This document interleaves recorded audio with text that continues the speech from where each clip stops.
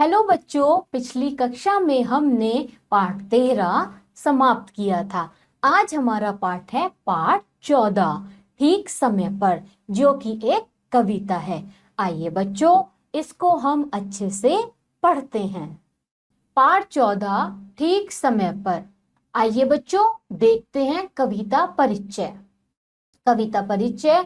इस कविता में समय के महत्व के बारे में बताया गया है कि जो समय को नष्ट करता है, समय उसे नष्ट कर देता है। तो बच्चों, समय क्या है, हमारे जीवन में बहुत ही महत्वपूर्ण है, इसलिए हमें समय को नष्ट नहीं करना चाहिए। आइए बच्चों, कविता पढ़ते हैं। ठीक समय पर नित्य उठ जाओ, ठीक समय पर चलो नहाओ, ठीक समय पर खाना खाओ, ठीक समय पर पढ़ने जाओ, ठीक समय पर मौज उड़ाओ, ठीक समय पर गाना गाओ, ठीक समय पर सब्र पाओ, तुम बहुत बड़े कहलाओ। तो बच्चों, आपको सभी काम ठीक समय पर करने चाहिए।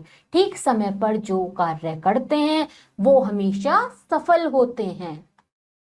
आइए बच्चों, इसके बाद हम देखते हैं इस कविता का उद्देश्य। हमें अपने सभी कार्य को समय पर करना चाहिए। तो बच्चों, आप सबको जो भी कार्य हैं वो समय पर करने चाहिए। इससे क्या होता है, आप एक दिन जरूर सफल होते हैं। आइए बच्चों, अब यहाँ हमें कुछ शब्दार्थ दिए गए हैं, जैसे कि नित्य। नित्य का मतलब है प्रतिदिन, रोज। खाना, खाने का मतलब है भोजन। मौज, और मौज का मतलब है आनंद। बच्चों, आप सब ये शब्दार्थ को बहुत ही अच्छे से याद करेंगे। अब यहाँ पे हमें क्या दिया बच्चों, वर्तनी। वर्तनी में क्या है, नित्य, हम जिसे नित्य भी कहते हैं। आगत शब्द जो कि है मौज, और मौज क्या है, एक अरबी भाषा। आइए बच्चों, इसके आधार पर आता है हमारा अभ्यास कार्य। तो अभ्यास कार्य का पहला प्रश्न क्या है, मौखिक अभिव्यक्ति हमें दिया गया है। तो मौखिक अभिव्यक्ति में क्या है बच्चों, आप प्रातः कितने बजे सोकर उठते हैं। तो आप बच्चों कितने बजे उठते हैं, आप सबको सुबह जल्दी उठना चाहिए, यानी कि 6 बजे।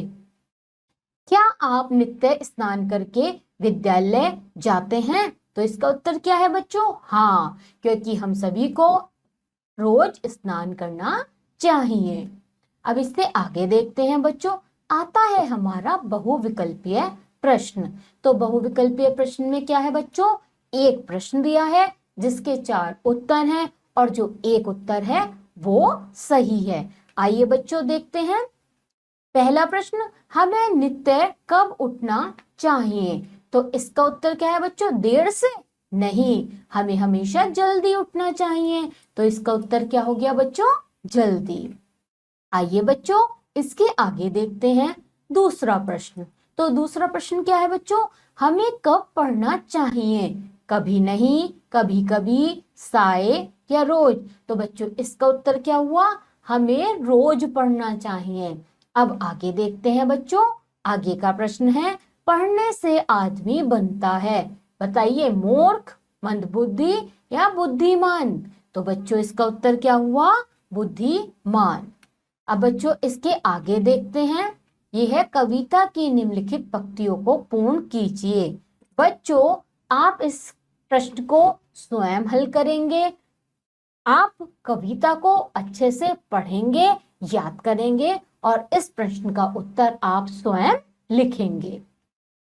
अब बच्चों, इसी के साथ क्या होता है, यहाँ पे हमारा पाठ समाप्त होता है।